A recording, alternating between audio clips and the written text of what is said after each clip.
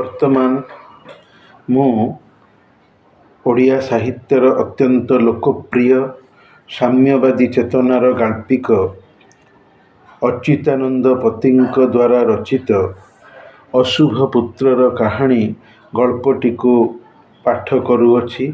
ଏହି ଗଳ୍ପଟି ଲେଖକଙ୍କର ଏକ କାଳଜୟୀ ଅମର କୃତି। ବହୁବାର ବହୁଥର ଏହା କୋର୍ସରେ ରହିଆସିଛି ଏବଂ ଲେଖକଙ୍କୁ ଅଜସ୍ର ସୁନାମ ଦେଇଛି। ଇଂରାଜୀରେ ଭାଷାନ୍ତରିତ ମଧ୍ୟ ହୋଇଛି। ତେଣୁ ସେହି ଅପୂର୍ବ ଅମର ସୃଷ୍ଟି ଗଳ୍ପ ଯାହାର ନାମ ଅଶୁଭ ପୁତ୍ରର କାହାଣୀ ବର୍ତ୍ତମାନ ମୁଁ ପଢ଼ୁଅଛି। ଅଶୁଭ ପୁତ୍ରର କାହାଣୀ ଗାଳ୍ପିକ ଅଚ୍ୟୁତାନନ୍ଦ ପତି। ସେଦିନ ସେ ଛୋଟ ପେଚା ଛୁଆଟି ପହିଲୁ କରି ଆଖି ଖୋଲିଲା। ଗଛର ଅନ୍ଧାରିଆ ଖୋଲ ଭିତରେ ସେ ଆଖି ଫିଟାଇ ପ୍ରଥମେ ଦେଖିଲା ଅନ୍ଧାର। ଚାରିଆଡ଼େ ଖାଲି ନିଘଞ୍ଚ ଅନ୍ଧାର। ମା ତା ଉପରେ ଡେଣା ଘୋଡ଼ାଇ ବସିଥିଲା। ତଳେ କୁଟା କାଠିର ଟାଁସିଆ ଶେଯ ଉପରେ କଅଁଳ ହାତ ଗୋଡ଼ ଦିଖଣ୍ଡ ତାର ଥୋଇ ଥାଇ ସେ କେତେ କଥା ସପନ ଦେଖି ଯାଉଥିଲା। ଗଛର ଉପର ଡାଳରେ କା କା ହୋଇ କଣ ଗୁଡ଼ାଏ ଖୁବ୍ ଜୋରରେ ପାଟି କମ୍ପେଇଲେ। ତା ମା'ର ଡେଣା କାହିଁକି ଚହଲି ଉଠିଲା। ସେ ପକ୍ଷୀଗୁଡ଼ାକୁ ଟିକିଏ ଭଲ କରି ଚହଲାଇ ଦେଇ ତାକୁ ପେଟ ଆଡ଼କୁ ଜାକି ଆଣିଲା। ତାକୁ ଟିକିଏ ଆରାମ ଲାଗିଲା। ସେ ଚୁଁ ଚୁଁ ହେଇ ହସି ପକାଇଲା। ମା ତା କୁନି ଥଣ୍ଟରେ ଥଣ୍ଟ ଘଷି ତାକୁ ତୁନି ହେଇ ରହିବାକୁ ଚୁପ୍ ଚୁପ୍ କହିଲା। ମା ଇମିତି କାହିଁକି କହୁଛି ସେ ବୁଝି ପାରିଲାନି। ମା ଯେତେବେଳେ କହୁଛି ଖାଲି ଚୁପ୍ ହେଇଗଲା। ମା'ର ନରମ ପର ଭିତରେ ଉଷୁମ ଟାଣି ଟାଣି ତା ଦେହରୁ ଚମଡ଼ାର ଭାଙ୍ଗ ସବୁ ଫିଟି ଫିଟି ଯାଉଥିଲା। ତାକୁ ଭାରି ହାଲୁକା ଲାଗୁଥିଲା। ସେ ଭାବୁଥିଲା ସେ ଠିଆ ହୋଇ ପଡ଼ିବ। କାଠି କୁଟାର ବିଛଣା ଭିତରେ ସେ ତାର ଗୋଡ଼ ଟିକିଏ ସଳଖାଇ ଦେଲା। ମା ବି ତା ଉପରୁ କାହିଁକି ଟିକିଏ ଘୁଞ୍ଚି ବସିଲା। ତା ଟିକି ଟିକି ଗୋଡ଼ ଉପରେ ଥଣ୍ଟ ଢୁକେଇ ଢୁକେଇ ମା ତାର ଗୋଡ଼କୁ ସିଧା କରିଦେଲା। ସେ ଉପରକୁ ଟିକିଏ ଚାହିଁଲା। ଅନ୍ଧାର କାହିଁକି କମ୍ ଜଣାଗଲା। ସେ ଆଖି ବୁଜି ପକାଇଲା। ଟିକିଏ ମା ଆଡ଼କୁ ଚାହିଁ ପୁଣି ଉପରକୁ ଚାହିଁଲା। ମା ତାର ଯେମିତି ତା ମନ କଥା ବୁଝିପାରିଲା। ତା କୁନି ଚେପା ନାକରେ ନିଜର ନାକକୁ ଲଦି ହସି ହସି କହିଲା, ଧନ ମୋର କେଡ଼େ ହୁସିଆର ହୋଇଗଲାଣି। ହେଉ ଟିକିଏ ଆଉ ଥୟ ଧର। ତୋ ଡେଣାରେ ଭଲ କରି ପର ବାହାରି ଯାଉ। ମୁଁ ତୋତେ ଉଡ଼ିବା ଶିଖେଇ ଦେବି। ଡେଣା ଭାଙ୍ଗିବାର ବାଗ ବରକ ସବୁ ବତେଇ ଦେବି। ତୁ ସରଗରେ ବୁଲି ବୁଲି ନୂଆ ନୂଆ ଜିନିଷ ଦେଖିବୁ। ତୁ ଏଠି ସିନା ଅନ୍ଧାରରେ ପଡ଼ିଛୁ। ଦୁନିଆକୁ ବାହାରି ଗଲେ ସେଠି ଆଉ ସବୁବେଳେ ଅନ୍ଧାର ନଥିବ। ସରଗରେ ତୋଫା ତୋଫା ଗୋଲ ଜହ୍ନର ଆଲୁଅ ବୋହି ପଡ଼ୁଥିବ। କୁନି କୁନି ତାରା ସବୁ ଆଖି ମିଟି ମିଟି କରି ତୋତେ ଗେହ୍ଲା କରିବେ। ମୁଁ ତୋତେ ଭଲ ଭଲ ଦରବ ତୋ ସାଙ୍ଗରେ ଘୂରି ଘୂରି ଚିହ୍ନେଇ ଦେବି। ତୁ ଖାଲି ବଡ଼ ହୋଇଯା। ତୋ ଦେହରେ ଟିକିଏ ତାକତ ଆସୁ। ମା ତାର ଖୋଲ କଡ଼ରୁ ଖଣ୍ଡିଏ ପାକଲା ପିଜୁଳି ଆଣି ତା ଥଣ୍ଟ ଭିତରେ ଗେଞ୍ଜି ଦେଲା। ସେ ଆସ୍ତେ ଆସ୍ତେ ଥଣ୍ଟ ଚଳାଇ ଢୋକି ନେଲା। ଆଃ କି ମିଠା। ସେ ଭାବିନେଲା ସେ ଦୁନିଆ ଦେଖି ନେବ। ଦୁନିଆଟା ଭାରି ମିଠା। ଗଛ ତଳେ କଣ ଗୁଡ଼ାଏ ଗୋଟାକ ପରେ ଗୋଟାଏ ହୁକେ ହୋ ହୋଇ ଦଉଡ଼ା ଦଉଡ଼ି କଲେ। ମା ପେଟ ତଳେ ଶୋଇ ଶୋଇ ତାକୁ ବି ଟିକିଏ ନିଦ ଆସିଯାଇଥିଲା। ସେ ସପନ ଦେଖି ଯାଉଥିଲା। ଖାଲି ଦୁନିଆର ସପନ। ଚାରିଆଡ଼ ଖାଲି ମିଠା ପିଜୁଳି ଖଣ୍ଡ ଖଣ୍ଡ ହୋଇ ବିଛେଇ ହୋଇ ପଡ଼ିଛି। ସରଗରୁ ଗୋଲ ଜହ୍ନ ତଳକୁ ଓହ୍ଲେଇ ଆସୁଛି। ବିଲକୁଲ ଅନ୍ଧାର ନାହିଁ। ହସରେ ତା ଥଣ୍ଟ ଖୋଲିଗଲା। ଗଛ ତଳୁ ପାଟି ଶୁଣି ସେ ଉଠି ପଡ଼ିଲା। ଚାରିଆଡ଼େ ଖାଲି କିଟି କିଟି ଅନ୍ଧାର। ତା ମନଟା ଖଟା ହୋଇଗଲା। ସାଙ୍ଗେ ସାଙ୍ଗେ ଆଲୁଅର ସପନ ଦେଖି ଉଠିଛି। ମା ତାର ଖୋଲା ମୁହଁରେ ବସି ଡେଣା ଖୋଲି ଝାଡ଼ି ହେଉଥିଲା। ସେ ଡାକ ଛାଡ଼ିଲା, ମା ମୁଁ ଆଜି ଦୁନିଆ ଦେଖିବି। ଜହ୍ନ ସାଥିରେ ଖେଳିବାକୁ ମୁଁ ଆଜି ନିଶ୍ଚେ ବାହାରି ଯିବି। ମା ତାର ଭିତରକୁ ପଶି ଆସି ତାକୁ ପେଟ ଆଡ଼କୁ ଟାଣି ନେଲା। ସେ ମା'ର ପେଟ ତଳୁ ଖସରି ଗଲା। ତାକୁ ଅନ୍ଧାର ମୋଟେ ଭଲ ଲାଗୁନଥିଲା। ମା ହସି ହସି କହିଲା, ଦୁନିଆକୁ ତୁ ଆସିଛୁ। ତୋ ଦୁନିଆକୁ ତୋତେ ଯିବାକୁ କିଏ ମନା କରୁଛି। ଦୁନିଆକୁ ବଡ଼ ହୋଇ ଖୁବ୍ ବଳୁଆ ହୋଇ ନଗଲେ ଦୁନିଆ ତୋତେ ଠକାଇ ଦେବ। ଟିକେ ଥୟ ଧର। ଆଉ କେତେଟା ଦିନ। ମୁଁ ବଳେ ବଳେ ତୋତେ ନେଇଯିବି। ତୁ ଏଇଠି ଶୋଇଥା, ମୁଁ ଯାଉଛି ତୋ ଲାଗି ନୂଆ ନୂଆ ଜିନିଷ ଆଣିବି, ତୁ ଜମା ପାଟି କରିବୁନି। ମା ତାର ଥଣ୍ଟରେ ଟିକିଏ ୟାକୁ ଖୁମ୍ପି ଦେଇ ଗେହ୍ଲା କରି ବସାରୁ ବାହାରି ପଡ଼ିଲା। ବସା ଦୁଆରେ ଟିକିଏ ଅଟକି ଯାଇ ତାକୁ ପୁଣି ଚାହିଁଲା। ମା ଚାଲିଗଲା। ସେ ଆଖି ବୁଜିଲା। ଆଖି ବୁଜି ବୁଜି ଦେଖିଲା ଦୁନିଆ ଉପରେ ଆଲୁଅ ବିଛେଇ ହୋଇ ପଡ଼ିଛି। ଆଲୁଅର ଦୁନିଆ ତାକୁ ପିଜୁଳି ଦେଖେଇ ଯିବା ପାଇଁ ଇସାରା ଦେଉଛି। ତା ଆଖି ଲାଗି ଲାଗି ଆସୁଥିଲା। ସେ ଦେଖୁଥିଲା ଡେଣାରେ ତାର ତା ମାଠୁ ବି ବେଶୀ ପର ବାହାରି ପଡ଼ିଛି। ସେ ଜହ୍ନ ଦେହରେ ପଶି ଘଷି ଘଷି ହସି ହସି ଉଡ଼ି ଉଡ଼ି ଯାଉଛି। ତା ଗୋଡ଼ ଏଣିକି ଶକ୍ତ ହୋଇ ଗଲାଣି। ସେ ଠିଆ ହୋଇ ପାରୁଛି। ଡେଣାରେ ତାର ପର ସବୁ ଆସ୍ତେ ଆସ୍ତେ ଅଙ୍କୁରି ଆସୁଛି। ଦୁନିଆ କଥା ଭାବି ଭାବି ମନ ତାର ବାଇଆ ହୋଇ ପଡ଼ିଲାଣି। ତା ଦୁନିଆର ଖିଆଲରେ ଜହ୍ନ ଆଲୁଅ, ପାକଲା ପିଜୁଳି ଖାଲି ଖେନ୍ଦି ହୋଇ ଯାଉଛି। ଏଣିକି ସେ ସବୁବେଳେ ଖାଲି ବିକଳ ହେଉଛି। ମା ସାଙ୍ଗରେ ଲଗାଉଛି। ସେ ବଡ଼ ହେଲାଣି। ସେ ଦୁନିଆ ଦେଖିଯିବ। ମା ସେଦିନ ତା ଅଝଟପଣିଆ ଦେଖି ପହିଲୁ କରି ତାକୁ ଖୋଲ ମୁହଁକୁ ଆଣିଲା। ସରଗର ଚାନ୍ଦକୁ ଥଣ୍ଟ ବଢ଼େଇ ଚିହ୍ନେଇ ଦେଲା। ଆଖି ତାର ଝଲସି ଉଠିଲା। ଆଃ କି ସୁନ୍ଦର! ସେ କେଡ଼େ ଅନ୍ଧାରିଆ ଜାଗାରେ ପଡ଼ି ରହିଥିଲା। ମା ଡେଣା ସାଙ୍ଗରେ ଡେଣା ମେଲାଇ ଟିକିଏ ଟିକିଏ ଖଣ୍ଡିଉଡ଼ା ଦେଲା। ସେ ଏ ଡାଳରୁ ସେ ଡାଳକୁ ଗଲା। ପକ୍ଷୀ ତାର ଘୋଳେଇ ହେଇ ପଡ଼ିଲା ଗଛର ସବା ଉପର ଡାଳକୁ। ଗୋଟାଏ ଦମରେ ଉଠିଗଲା। ସେ ଜହ୍ନ ଆଡ଼େ ଚାହିଁକି ସେଠି ବସି ରହିଲା। ଡେଣାରୁ ତାର ପରାଶ ଆପେ ଆପେ କମି ଆସୁଥିଲା। ଜହ୍ନ ଦେହରୁ ଝିପି ଝିପି ହେଇ ଆଲୁଅ ବିଞ୍ଚି ହୋଇ ପଡ଼ୁଛି। ସେ ଭାବିଲା ଥଣ୍ଟ ମେଲା କରି ସେଥିରୁ ମେଞ୍ଚାଏ ପିଇଯିବ।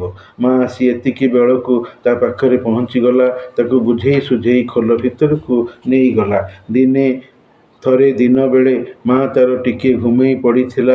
ସେ ଆସ୍ତେ ଆସ୍ତେ ଖୋଲ ପାର ହୋଇ ଚାଲି ଆସିଲା। ଇସ୍, ବାହାରେ କେତେ ଆଲୁଅ! ସେ ଦିନଠୁ ଆଜିର ଜହ୍ନଟା ଖୁବ୍ ବଡ଼ ହେଇ ଦାଉ ଦାଉ ହେଇ ଜଳୁଛି। ସେ ଚାହିଁଲା। ଆଖି ତାର ପୋଡ଼ି ଉଠିଲା। ବାପ୍ ରେ ବାପ୍, କେତେ ଆଲୁଅ! ଉପର ଡାଳରୁ ବଣିଛୁଆ ଦୁଇଟା ବାହାରି ଆସି ଏ ଡାଳରୁ ସେ ଡାଳକୁ କୁଦି କୁଦି ଯାଉଛନ୍ତି। ମା ସାଙ୍ଗରେ ତାଳ ପକାଇ ଗୀତ ବୋଲୁଛନ୍ତି। ୟା ମନ ଭାରି ଖରାପ ହେଇଗଲା। ତା ମାଟା ବଣି ମା ଭଳି ସେତେ ଭଲ ନୁହଁ। ତାକୁ ତ କାହିଁ ଇମିତିକା ବଡ଼ ଜହ୍ନ ତଳେ ଗୀତ ବୋଲେଇ ଶିଖେଇନି। ସେ ଗୀତ ବୋଲି ବୋଲି ବଣିଛୁଆ ପାଖକୁ ଗଲା। ବଣିଛୁଆ ଦି'ଟା ଡରିଗଲେ। ସେମାନେ ପାଟି କରି ଉଠିଲେ। ତାଙ୍କ ମା ଆସି ୟାକୁ ଖୁମ୍ପି ପକାଇଲା। ୟା ପାଟି ଶୁଣି କୁଆଟେ କା କା ଡାକ ଛାଡ଼ି ଛୁଟି ଆସିଲା। ପେଚା ମା'ର ନିଦ ଭାଙ୍ଗିଗଲା। ସେ ବାହାରକୁ ଧାଇଁ ଆସି ଆପଣା ଖୋଲ ଭିତରକୁ ୟାକୁ ଟାଣି ନେଇଗଲା। ମା ଉପରେ ପେଚାଛୁଆ ବେଜାଏ ରାଗିଗଲା। ତାର ମା ସବୁ ଭଣ୍ଡୁର କରିଦେଲା। ରାଗରେ ସେ ମା'କୁ ଦି'ଚାରି କାମୁଡ଼ା ବି ଦେଲା।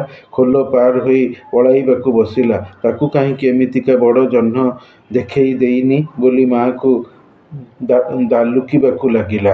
ମା ତାର ବୋଧ ଦେଇ ବୁଝାଉ ବୁଝାଉ କାନ୍ଦି କରି କହିଲା, ତୁ ନିହରେ ପୁଅ, ପାଟି କିଳି ଦେ। ସେ ଜହ୍ନ ନୁହେଁରେ ବାପ, ସେ ହେଉଛି ସୂର୍ଯ୍ୟ। ଆମ ଦୁନିଆରେ ସୂର୍ଯ୍ୟ ନାହିଁ। ଆମେ ଅନ୍ଧାରରେ ରହିବା, ନହେଲେ ଆମେ ମରିବାରେ ବାପ। ସେ ମା'ର କଥାରେ ରାଗିଗଲା। କାହିଁକି ସେ ସୂର୍ଯ୍ୟର ଦୁନିଆକୁ ଯିବନି? କାହିଁକି ସେ ଆଲୋକର ରାଜ୍ୟରେ ନ ବୁଲିବ? କିଏ ସେ ଏମିତି ତାକୁ ହଇରାଣ କରିବାକୁ ନିୟମ କରିଛି? ସେ ତମ ତମ ହୋଇ ଆଗେଇ ଯାଉଥିଲା। ମା ତାକୁ ପେଟ ତଳକୁ ଟାଣି ଆଣିଲା। ମା ପେଟରୁ କେତେଟା ପର ସେ ରାଗରେ ଥଣ୍ଟ ମାରି ଉପାଡ଼ି ପକାଇଲା। ମା ତାର ଖାଲି କାନ୍ଦିଲା। ମା କାନ୍ଦୁଛି। ସେ ଫେରି ଆସିଲା। ବସା ସେ ପାଖରେ କୁଆଗୁଡ଼ାକ ପାଟି କମ୍ପାଉଥାନ୍ତି। କାହିଁକି ସେ ପୋଡ଼ାମୁହିଁ ସୂର୍ଯ୍ୟ କଥା କହି ପୁଅର ମୁଣ୍ଡକୁ ବିଗାଡ଼ି ଦେଲା ବୋଲି ପେଚା ମା ହାଇପି ସାଇପି ହେଉଥିଲା। ଆମେ ଅନ୍ଧାରର ବାସିନ୍ଦା। ଆମେ ଅଶୁଭର ସମ୍ପ୍ରଦାୟ। ଆମେ ଦୁନିଆର ଅଭିଶାପ। ଆମେ ଆଲୁଅ ଖୋଜିଲେ ମରିବା। ଆଲୁଅର ରାଜୁତିରେ ଆମକୁ ଶିକାର କରିବା ପାଇଁ ଆଲୁଅ ପୁଅମାନେ ଡାକିକି ବସିଛନ୍ତି। ମା ତାର କହୁ କହୁ ଖାଲି କାନ୍ଦିଲା। ମା'କୁ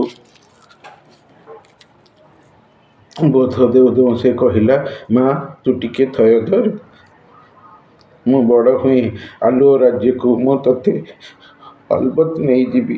ମୁଁ ସବୁ ଶତ୍ରୁକୁ ମୁଁ ନିପାତ କରିଦେବି। ସେଦିନ ମା ପୁଅ ଦି'ଜଣ ଆମ୍ବ ଡାଳରେ ବସିଥାନ୍ତି। ଆକାଶରେ ଜହ୍ନ ନଥାଏ। ପେଚାଛୁଆକୁ କିଛି ଭଲ ଲାଗୁ ନଥାଏ। ହଠାତ୍ ପାଖ ଘରର ଫାଙ୍କା ଦେଇ ଆଲୁଅ ଦିଶିଲା। ପେଚା ଛୁଆର ମନ ଉଲସି ଉଠିଲା। ସେ ପାଟି ଖୋଲି ଗୀତ ପଦେ ଧଇଲା। ଘର ଭିତରୁ କଡ଼ା କଡ଼ା କଥାରେ କିଏ ଗାଳି ଦେଲା, ଉଠୁଛୁ ନା ପୋଡ଼ା ମୁହାଁ ସେଠୁ, ପିଠା ଖଡ଼ିକା କଚେଇ ତାଗିଦେବି ଯେ ବୁଝିବୁ। ଦୂର୍ ଦୂର୍ ତତେ ଝାଡ଼ା ବାନ୍ତି ଖାଉ। ପେଚା ମା ଛୁଆ ମୁହଁରେ ଥଣ୍ଟ ଲଗାଇ ଆଉ ପାଟି ନ କରିବାକୁ କହିଲା। ପେଚା ଛୁଆ ରାଗିଗଲା। ବାଃ, ଆଲୁଅକୁ ଘର ଭିତରେ ଆପଣା ସମ୍ପତ୍ତି ଭଳି କାରବାର କରିବେ। ଆଲୁଅକୁ ଦେଖି ଆମେ ଟିକିଏ ଖୁସି ହେଲେ ଗାଳି ଶୁଣିବୁ? ନା, ତା ହେବନି। ସେ ଝରକା ଭିତରେ ପଶି ଆଲୁଅକୁ ଛଡ଼ାଇ ଆଣିବାକୁ ବାହାରିଲା। ମା କାନ୍ଦି ବୋବେଇ ତାକୁ ସେଦିନ ଫେରାଇ ଆଣିଲା। ସଞ୍ଜ ପରେ ଘରୁ ବାହାରିବା ଆଗରୁ ସେ ତାର ଡେଣା ଦୁଇଟାକୁ ଭଲ କରି ସେଦିନ ଦେଖିନେଲା। ତାର ସବୁ ପର ଉଠି ଯାଇଛି। ଗୋଡ଼କୁ ସିଧା କରି 2-4 ଥର ନାଚିଗଲା। ବେଶ୍ ଶକ୍ତ ଅଛି। ଥଣ୍ଟକୁ ଗଛ କୋଲ ଦେହରେ ବାଡ଼େଇ ଦେଲା। ଖୁବ୍ ଟାଣ ହୋଇଗଲାଣି। ସେ ଉଡ଼ି ଚାଲିଗଲା।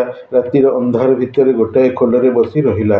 ସେ ଆଉ ଘରକୁ ଫେରିବନି। ସେ ସୂର୍ଯ୍ୟର ଦେଶରେ ବୁଲିବ। ସେ ଆଲୁଅକୁ ଦଖଲ କରିବ। ସେ ଶତ୍ରୁର ମୁହାଁମୁହିଁ ହେଇ ମୁକାବିଲା କରିବ। ରାତି ପାହି ଆସିଲା। ଦିଗ୍ବଳୟର ତଳ ଆଡ଼ୁ ନାଲି ଖରାର ପିଚକାରି ଉପରକୁ ଉଠିଲା। ସୂର୍ଯ୍ୟ ରାଜ୍ୟରେ ଆଲୋକର ଏହି ପ୍ରଥମ ପ୍ରବେଶକୁ ସେ କେବେ ଦେଖି ନ ଥିଲା। ସେ ଆଖି ଖୋଲି ଆଲୁଅର ଏ କଳସ ବୁଡ଼ା ଉତ୍ସବକୁ ନିଜକୁ ଭୁଲି ଦେଖିବାକୁ ଲାଗିଲା। ଶହ ଶହ ଚଢ଼େଇ ଗୀତ ସାଙ୍ଗରେ ଡେଣାର ଭାଙ୍ଗ ପକାଇ ଉଡ଼ିଗଲେ। ତାରି ଶହ ଶହ ଜାତିଭାଇ ଆଲୁଅରେ ବୁଲି ବୁଲି ଜୀବନର ସ୍ୱାଦୁ ଚାଖିବେ। ଆଉ ସେ ଡରି ମରି ଅନ୍ଧାର ଭିତରେ ସଢ଼ି ସଢ଼ି ମରିବ ନା। ତା ମନ ଦମ୍ଭରେ ପୂରି ଉଠିଲା। ସୂର୍ଯ୍ୟ ଆସ୍ତେ ଆସ୍ତେ ଉପରକୁ ଉପରକୁ ଉଠୁଥିଲେ। ଦିନର ଆଲୁଅ ବେଶୀ ବେଶୀ ଜଳି ଉଠୁଥିଲା। ଏଡ଼େ ବଡ଼, ଏଡ଼େ ସୁନ୍ଦର ଆଲୁଅର ପୃଥିବୀରେ ତା ପାଇଁ କ'ଣ ଟିକିଏ ଜାଗା ନାହିଁ? ନା, ସେ ଆଜି ମନ ପୂରା ମଉଜ କରିବ। ସେ ଆଜି ଦୁନିଆକୁ ଜଣେଇ ଦେବ ସେ ମଧ୍ୟ ଆଲୋକର ପୁଅ। ତାର ମଧ୍ୟ ଏ ରାଜ୍ୟରେ ଦାବୀ ଅଛି। ସେ ମନ ଇଚ୍ଛା ଚାରିଆଡ଼େ ବୁଲିବାକୁ ଲାଗିଲା। ଆଖି ମେଲେଇ ଦୁନିଆର ହରେକ ଦରବ ଟିକିନିଖି କରି ଦେଖିଲା। ହଠାତ୍ ପଛଆଡ଼ୁ କିଏ ତାକୁ ଆକ୍ରମଣ କଲା। ସେ ଭୁଲି ପଡ଼ିଲା। ମା ସେଦିନ ତାକୁ ତାର ଶତ୍ରୁ ବୋଲି ଚିହ୍ନେଇ ଦେଇଥିଲା। ଏଇମାନେ ତାଙ୍କଠୁ ଆଲୁଅକୁ ଛଡ଼ାଇ ନେଇଛନ୍ତି। ସେ ମଧ୍ୟ ଥଣ୍ଟକୁ ସଜାଡ଼ି ନେଇ କୁଆଟା ଉପରେ ଚଢ଼ାଉ ଆରମ୍ଭ କରିଦେଲା। କୁଆଟା ପ୍ରତିରୋଧ କରୁ କରୁ ତା ଜାତି ଭାଇଙ୍କୁ ଡାକ ଛାଡ଼ିଲା। ଦଳ ଦଳ କୁଆ କା କା ରେ ରେ କାର ଦେଇ ମାଡ଼ି ଆସିଲେ।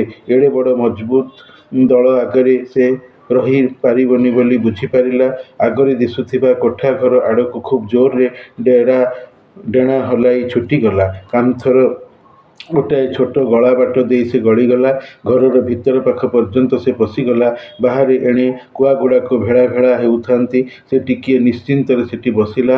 ଟିକିଏ ସୁବିଧା ମିଳୁ, ଶତ୍ରୁର ଦଳ ଭାଙ୍ଗିଯାଉ, ସେ ବି ତାର ପ୍ରତିଶୋଧ ନେଇ ଜାଣେ।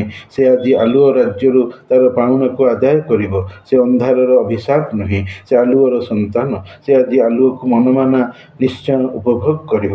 କୋଠାଘର ଭିତରେ ପଲଙ୍କର ମୋଟା ଗଦି ଉପରେ ଧନବୀର ଧୀରୁମଲ୍ଲ ଶୋଇଛନ୍ତି।